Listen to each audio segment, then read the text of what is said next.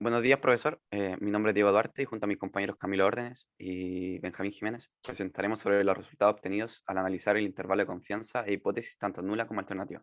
Esto del data frame, el cual analiza trabajadores que realizaron un programa de capacitación y no realizaron entre los años 1976 y 1977. Como pregunta 1, nuestro objetivo era calcular la cantidad de trabajadores que recibieron capacitación y no recibieron capacitación entre los años 1976 y 1977. Gracias a una función, la cual es count, pudimos saber que la cantidad de trabajadores que recibieron capacitación ascendió a 185 y el número de trabajadores que no recibió capacitación fue de 260. Em, Como segundo objetivo, tendríamos que calcular la proporción de trabajadores que quedaron desempleados para el año 1978 y los trabajadores que no recibieron capacitación y quedaron desempleados. Esto gracias a un group by, el cual agrupamos train y un M78, y luego hicimos un summarize para contar. Y luego creamos una nueva columna, la cual calculamos la proporción de trabajadores que quedaron desempleados luego de recibir capacitación, la cual fue de 0,243, que es el 24,3%. Y por otra parte, calculamos la proporción de trabajadores que no recibieron capacitación y quedaron desempleados, la cual es de 0,354, que es el 35,4%. Como segunda pregunta, tendríamos que generar dos nuevas variables llamadas unen78 y trainmen. Esto gracias a la función mutate. Creamos un m-78, en la cual nos decía sí o no como resultado, en caso de si el trabajador estaba desempleado o no.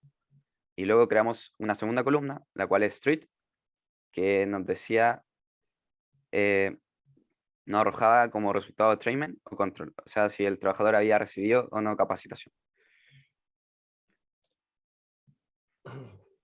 Bueno, en la pregunta 3 había que hacer una simulación. Nosotros ocupamos Bootstrap y esta era de 1000 repeticiones. Como se puede ver acá, generamos esta, esta como simulación de 1000 repeticiones con Bootstrap y podemos ver que en el gráfico no existe segregaciones ni positivas ni negativas y podemos ver una mayor proporción entre el 0,1 y quizás 0,12, quizás 13, 14.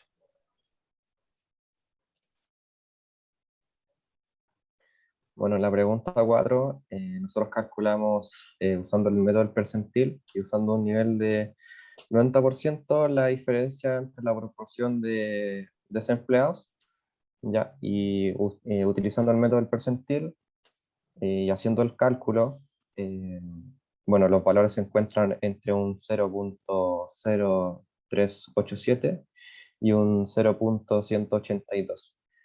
Y para el cálculo, utilizando el método del error estándar, también utilizando un intervalo de confianza al 90%, y haciendo el cálculo, los valores se encuentran entre un 0,0396 y un 0,182. Bueno, aquí en la pregunta 5 teníamos que testear la hipótesis usando simulaciones. Existen dos tipos de hipótesis, que es la nula y alternativa.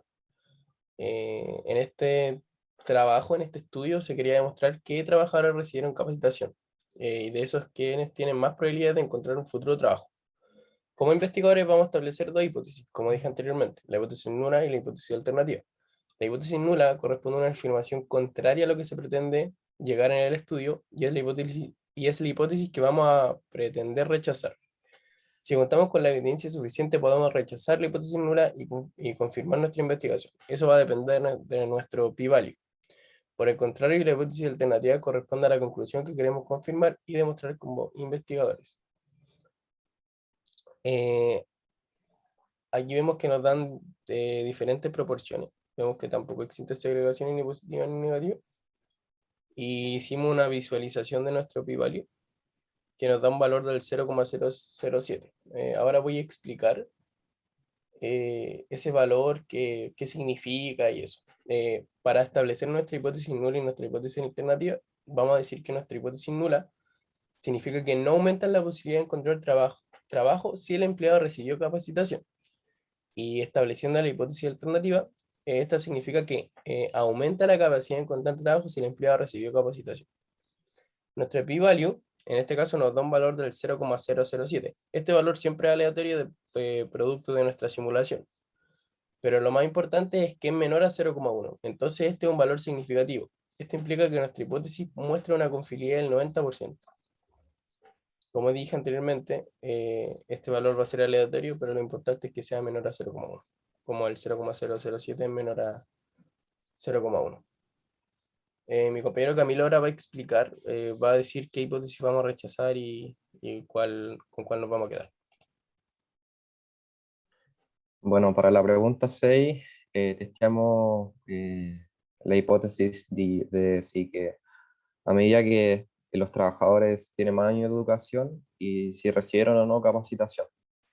Y esta es una hipótesis usando simulaciones, ¿ya? Y bueno, lo que podemos concluir es que en una prueba de hipótesis usando permutación y según nuestros cálculos, y probamos la validez del universo hipotético de trabajadores que recibieron capacitación, con mayor probabilidad de encontrar trabajo, y con la evidencia contenida nos inclinamos a rechazar la hipótesis nula, para declarar que existe evidencia de que los trabajadores que recibieron capacitación tuvieron mayor facilidad para encontrar un futuro trabajo que los empleados que no recibieron capacitación.